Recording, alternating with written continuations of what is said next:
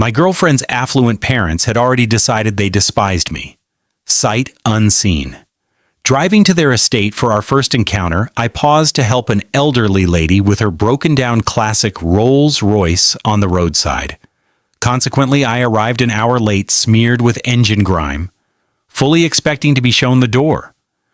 That's when the very woman I'd assisted rolled up right behind me in that same car. Before we dive in, I'm curious.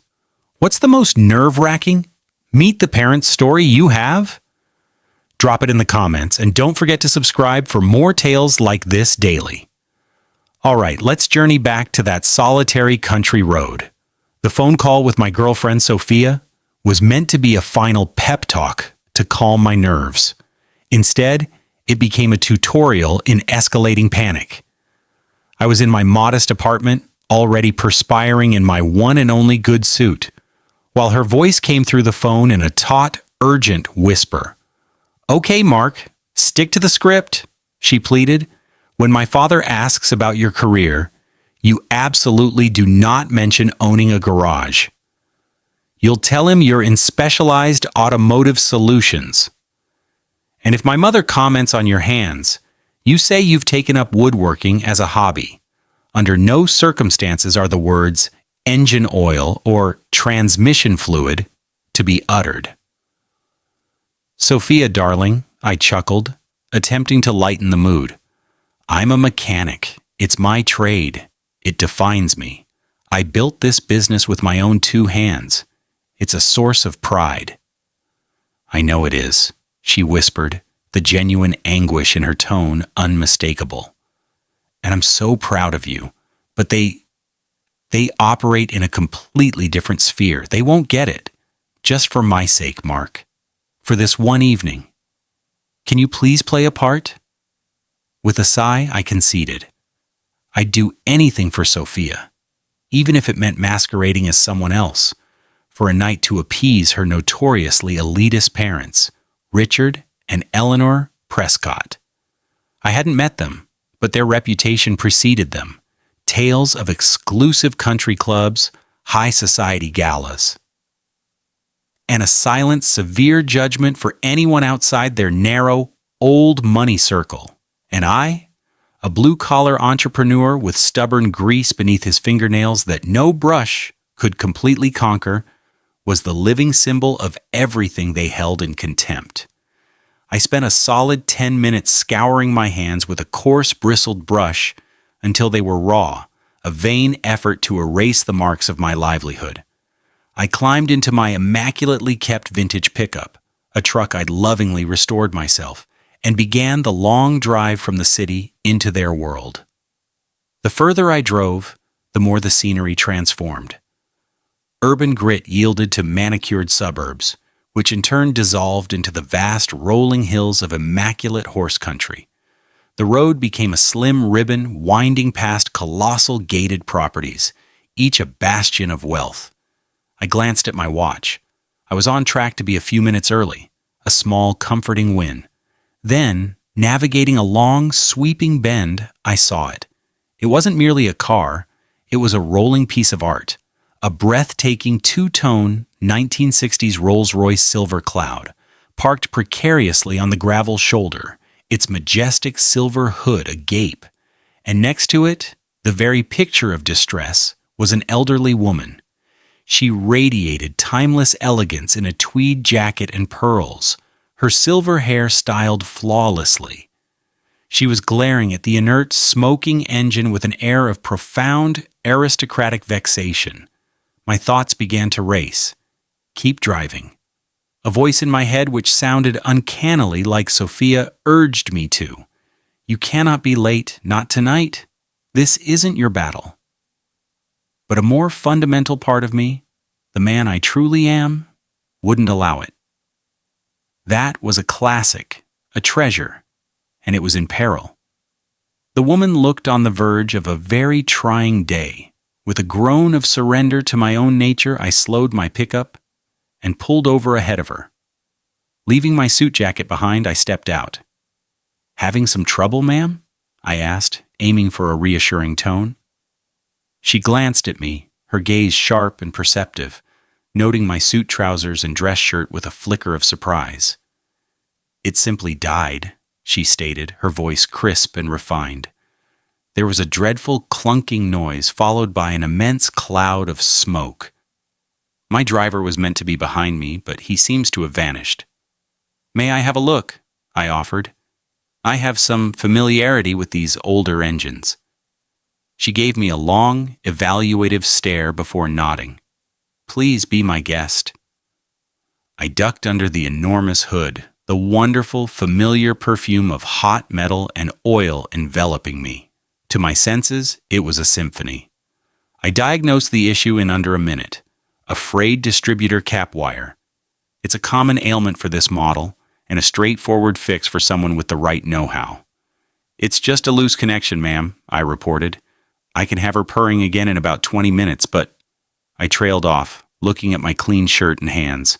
"Young man," she said, a small, knowing smile playing on her lips, "if you can bring this magnificent old beast back to life, I don't give a fig if you have to roll in the mud to achieve it." So I set to work. Retrieving my small emergency toolkit from the truck, I dove in. My hands got dirty as I carefully stripped the wire, reconnected it, and insulated it with electrical tape. We conversed while I worked. She didn't inquire about my profession. She asked about the car. She was astute and knowledgeable.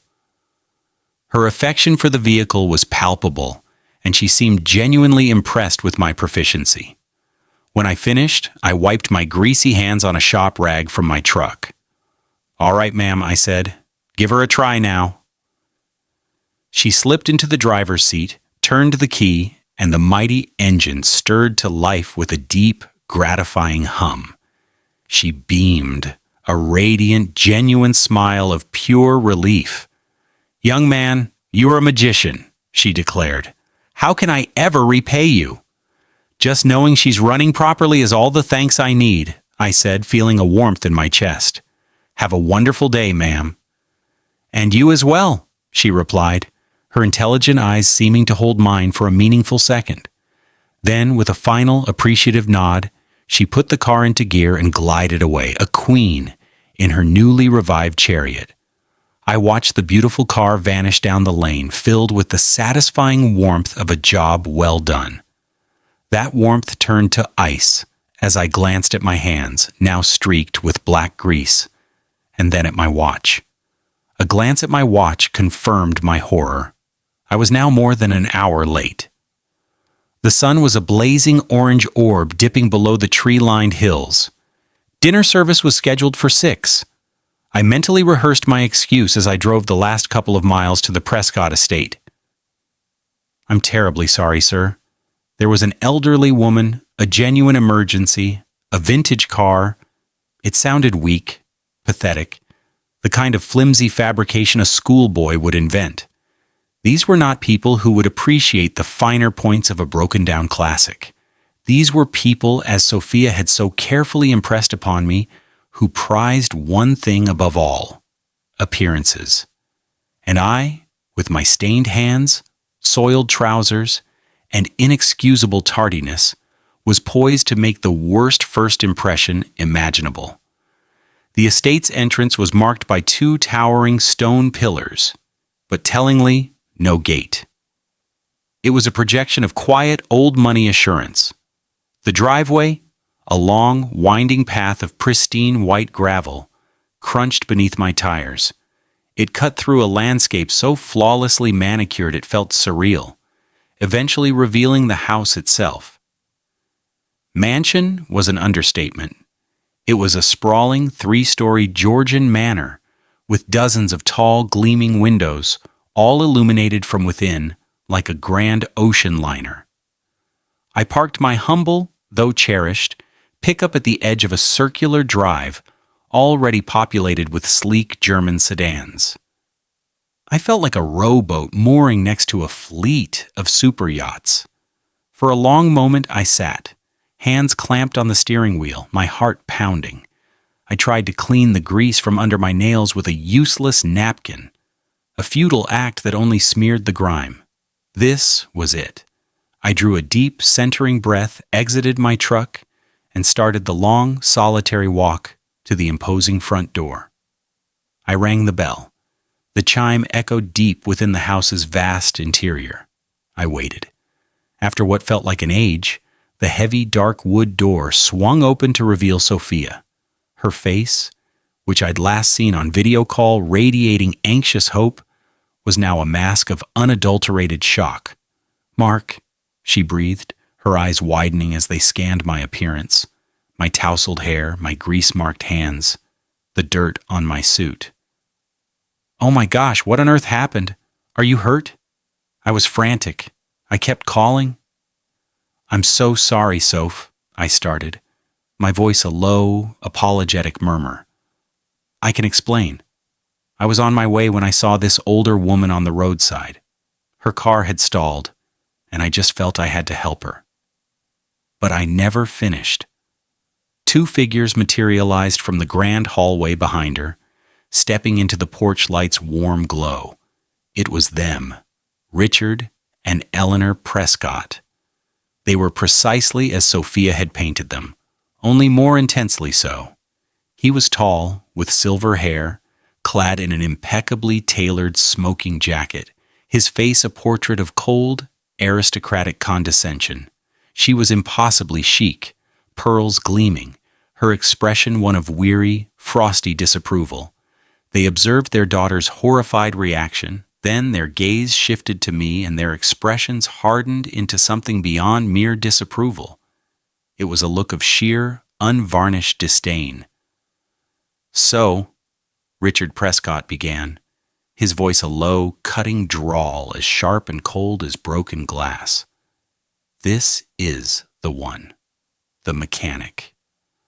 I am so incredibly sorry for my lateness, Mr. and Mrs. Prescott," I stammered, my practiced speech dissolving into dust. "There was a woman on the road, her vintage car." Richard raised a hand, silencing me. "We have no interest in your excuses, young man. In our circle, punctuality is not a courtesy. It's a baseline measure of respect, a measure you have spectacularly failed to meet at our very first introduction." His wife, Eleanor, then advanced, her eyes as cold and hard as her diamond earrings, surveying my appearance with a look of physical revulsion. She glanced at my greasy hands, and a small, cruel smile formed on her lips. "Sophia mentioned you were a man who works with his hands," she said, her voice laced with a sweet, poisonous scorn. "I see you've made no effort to conceal it. How quaintly provincial of you." I stood there, dumbfounded. The double-barreled blast of their snobbery had left me utterly defenseless.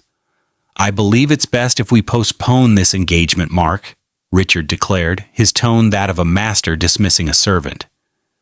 He was no longer looking at me, but at his daughter.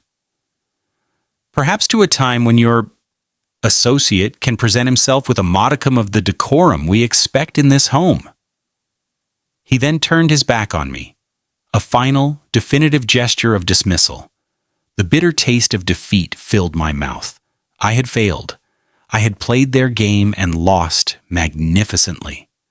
I gave Sophia a final, heartbroken glance, a silent apology for not being the man her family demanded, and turned to retreat into the night, my future with her suddenly feeling as remote and cold as the stars.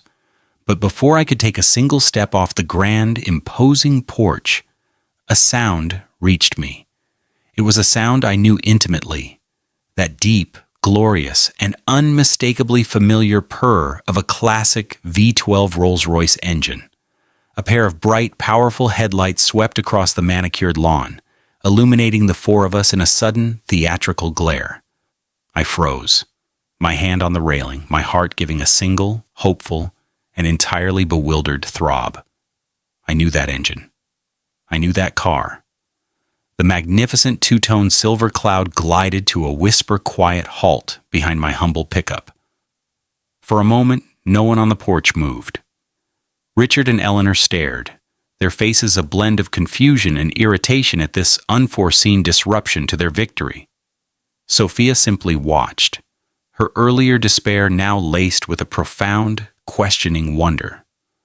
The driver's door of the Rolls-Royce opened with a soft, satisfying thud. An impeccably dressed chauffeur in a dark suit and cap emerged, moving with a practiced, formal grace to open the rear passenger door. First a hand emerged, pale and elegant, graced by a single, commanding sapphire ring that seemed to absorb the porch light. Then, slowly, regally, the car's occupant stepped out. It was her, the woman from the side of the road. My mother-in-law-to-be was the first to find her voice. It was a high-pitched squeak of sheer astonishment that completely shattered her cold, controlled facade. "Mother? What on earth are you doing here? And in that relic? I told you the driver would fetch you in the town car." The woman, Matilda Prescott, Sophia's grandmother, and the undisputed, universally respected matriarch of the entire Prescott clan, completely ignored her daughter. Her sharp, discerning eyes swept over the tableau on the porch.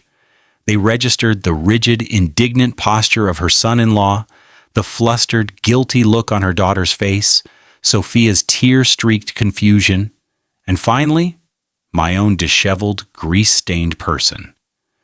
She began to advance toward the porch, her steps surprisingly energetic, filled with a purpose that seemed to electrify the air around her. Richard and Eleanor, who moments before had been the imperious masters of this domain, now resembled two sulking, admonished children. Matilda Prescott stopped at the foot of the steps directly before me.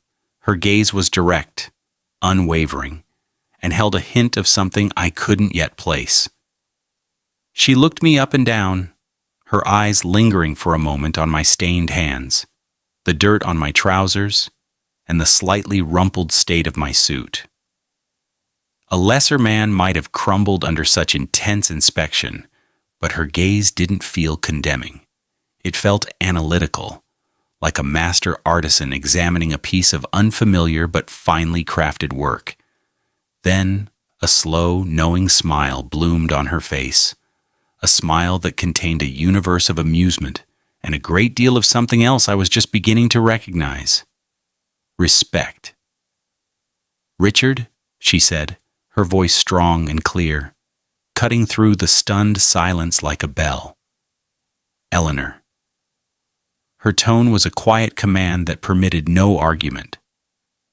"This young man," she gestured toward me with her jeweled hand, "whom you appear to be unconscious in the process of expelling from your property, just spent the better part of an hour lying on the cold, damp shoulder of a country road to repair my car after your perpetually reliable driver apparently took a scenic detour to another continent."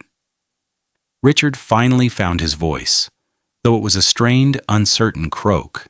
"Mother, we had no idea. He arrived an hour late for dinner, and he's a disaster." Matilda Prescott cut him off with a dismissive wave.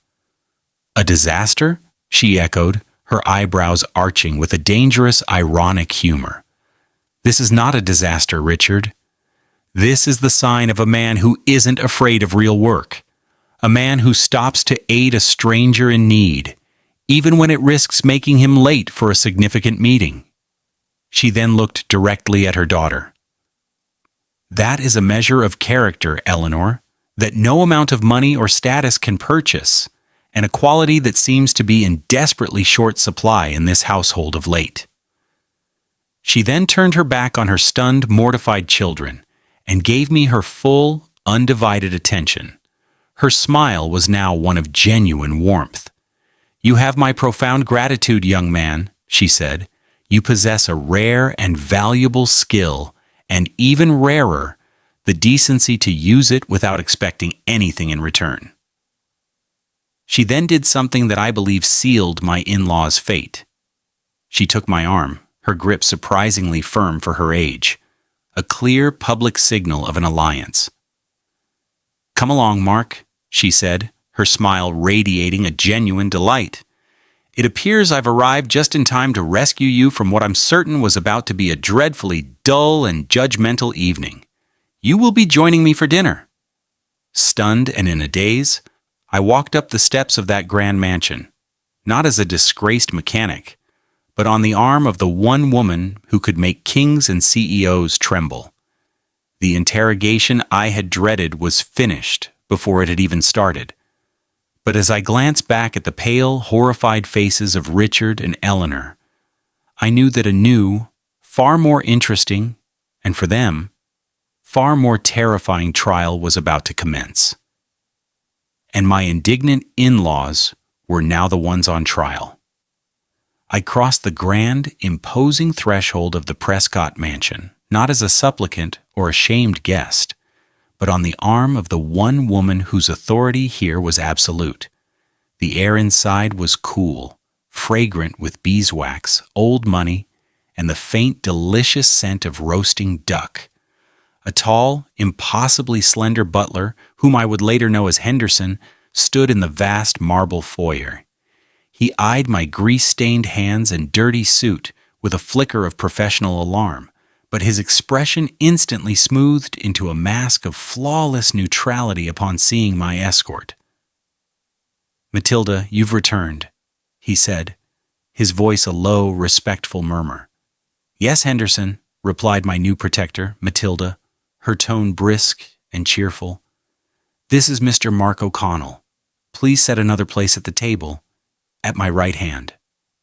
The butler's eyes widened almost imperceptibly at this directive.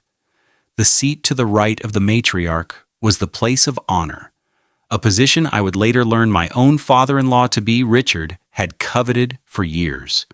We were followed into the house by the silent, shell-shocked remnants of the welcoming committee, Richard and Eleanor Prescott, who moments ago had been the imperious rulers of this castle, now trailed in our wake like chastened children. My girlfriend Sophia followed them, her face a beautiful, breathtaking picture of dawning wonder and suppressed, joyful laughter. Matilda led me into the dining room, a space so grand it bordered on the absurd, with a table long enough to land a small plane on, set for what appeared to be 20 guests, though only the 5 of us were present.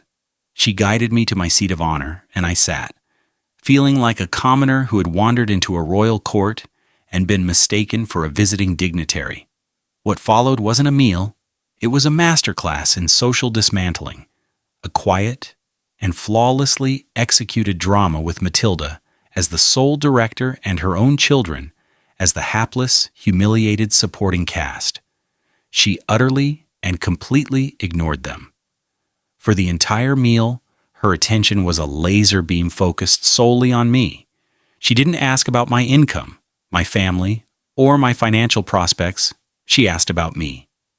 "So, Mark," she began, after the butler had poured us both a deep ruby red wine. "A 1960s silver cloud, a magnificent machine, but notoriously temperamental. The fuel pump on that model, I understand, is notoriously fickle. What's the secret to keeping the pressure consistent?" And so, I told her. I spoke of my passion, my craft. I talked about the elegant simplicity of a carburetor, the lost art of hand-tooling a custom part, the unique fulfillment of bringing a beautiful, forgotten old engine back to its former glory. I spoke not as a greasy mechanic, but as an artisan, a craftsman who genuinely loved his work. And she listened, her sharp, perceptive eyes never leaving my face, posing intelligent, insightful questions, her interest authentic and total. At one point, Richard, clearly unable to stand his irrelevance any longer, attempted to interject. "Speaking of investments, Mother," he began, his voice a bit too loud, "the market for pre-war classics is showing a significant downturn." Matilda cut him off with a cool, dismissive wave, not even gracing him with a glance. "Richard, darling, we are discussing matters of actual substance this evening, not your imaginary numbers on a screen." Mark is a man who builds things, a concept I fear is becoming quite foreign to this family. The verbal rebuke was so surgically precise that Richard physically winced and sank into a sullen, resentful silence for the remainder of the meal. Later, Eleanor made a desperate bid to reclaim some ground. "The duck is simply divine, isn't it, Mother? I had the chef fly it in from New York." Matilda took a delicate bite, chewed thoughtfully, and then looked at me. "It's quite good," she conceded. "But you know, Mark, a well-tuned engine, one that has been cared for and brought back from the brink by a skilled hand, that possesses a far deeper satisfaction than any gourmet meal. Don't you agree?" "Yes, ma'am," I replied, a slow grin spreading across my face as I finally grasped the game she was playing. "I most certainly do." And so it continued.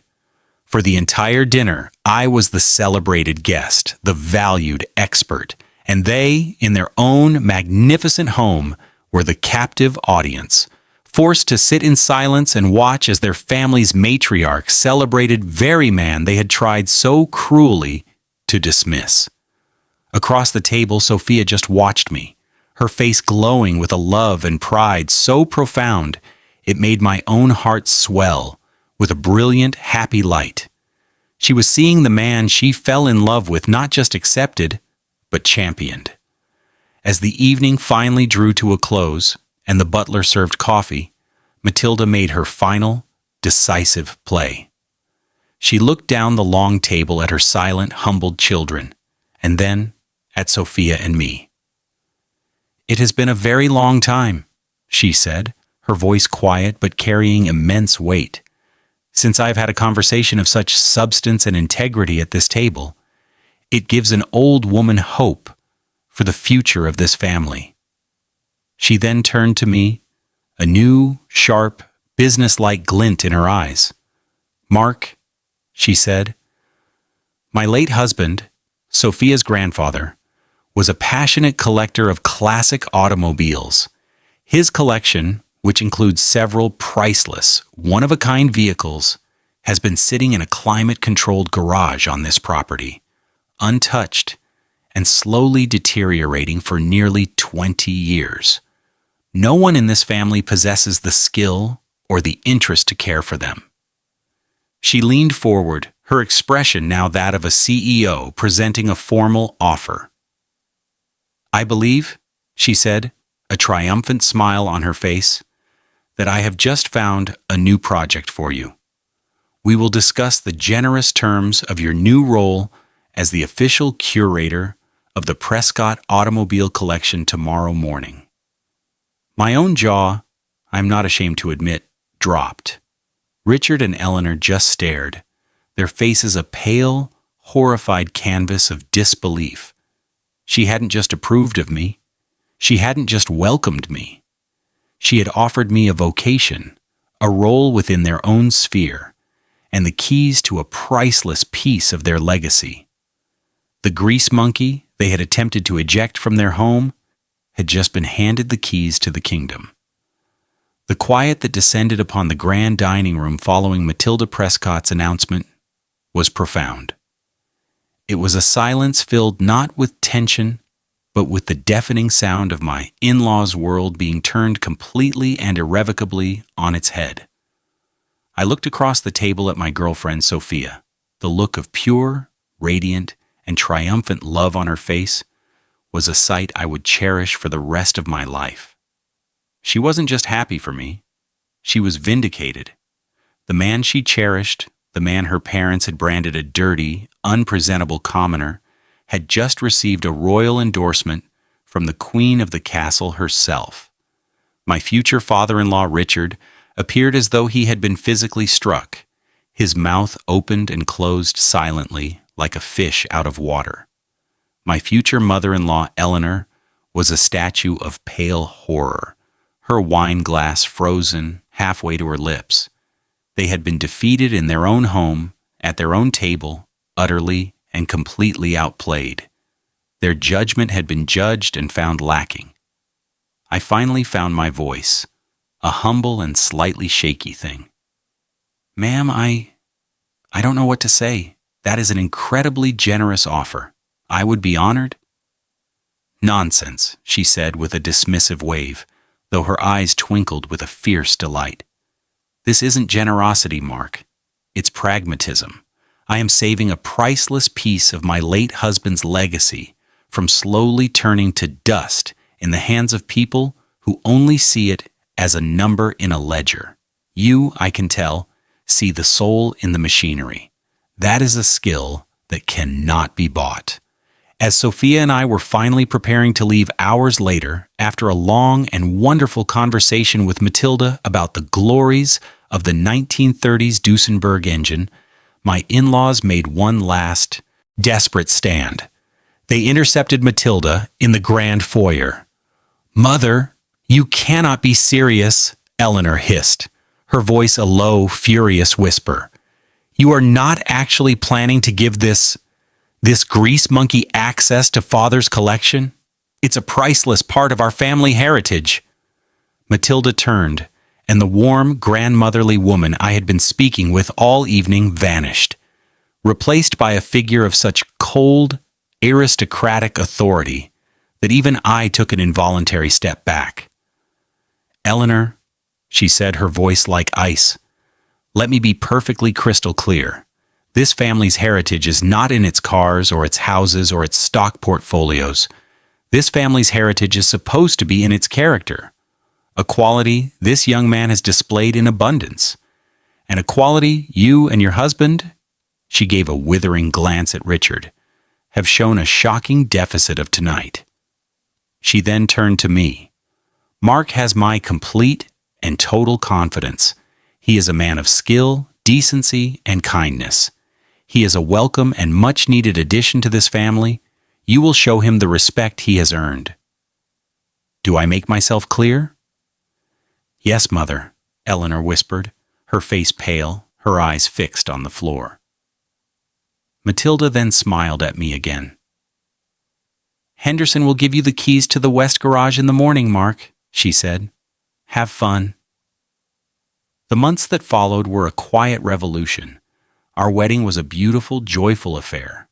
My in-laws were present, their smiles strained, but their behavior impeccably polite. They were terrified of Matilda, and it was obvious. The day after our honeymoon, I walked into the fabled West garage for the first time with Sophia by my side. It was a car lover's paradise, a dusty, silent cathedral of automotive greatness. There were pre-war Bugattis, classic Ferraris, and magnificent American muscle cars. It was a lifetime of work, a project of pure joy. And it was now my responsibility, my purpose. I never again had to pretend to be a man in automotive solutions. In fact, Matilda insisted that I invite the in-laws to the garage, to walk them through my restoration work, to explain the intricate mechanics of a carburetor, to let them see me in my element, my hands covered in the honest, noble grease of my trade. It was her own subtle, ongoing, and brilliant method of retribution on my behalf. One evening, months later, Sophia and I took one of the restored cars, a beautiful 1965 Jaguar E-Type, for a drive through the countryside. The sun was setting, the air was cool, and my beautiful wife was beside me, a look of pure, happy contentment on her face. I thought back to that first awful night, to the dread and fear I had felt on my way to meet her parents. I had been so willing to hide who I was, to feign respectability to win their approval. And yet, it was that one simple, authentic act of kindness, the act of a mechanic stopping to help a stranger with her car, that had won me everything. My vindication was not in their humiliation, but in the profound, beautiful truth of that moment. I wasn't accepted despite who I was. I was embraced, celebrated, and ultimately victorious because of it. I had stayed true to myself, and in doing so, had found a new and far better family, grease stains and all. An incredible tale of how genuine character trumps superficial status. What are your thoughts on how the matriarch, Matilda, handled her family? Let us know in the comments below. If you enjoyed this amazing story of a character test, please let us know by hitting that like button, and be sure to subscribe for more uplifting tales of vindication. Don't forget to click the notification bell so you never miss an upload. Thanks for watching, and we'll see you in the next one.